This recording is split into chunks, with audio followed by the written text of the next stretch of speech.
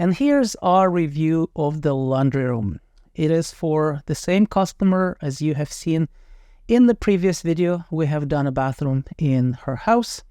As part of the renovation, she wanted to do a laundry room. Nothing very special, just an update of the existing laundry room. But it was very convenient because we were going to use rather similar materials. The tile that was used in the laundry room was the same tile as it was used on the floor of the bathroom.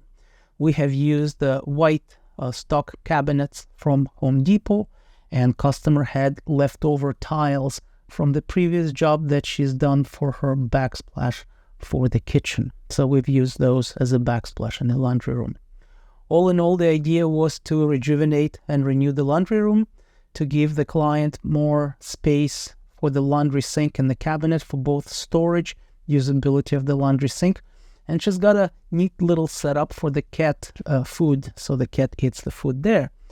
The project took about 2.5 weeks to complete. We were working with 2 different contractors in the same house. One contractor was doing the bathroom and the other contractor was doing the laundry room. They were supposed to help each other. Sometimes I wonder if they got into each other's way, used each other's tools, and commonly misunderstood the requirements, which required me to come a little bit more often to the job site.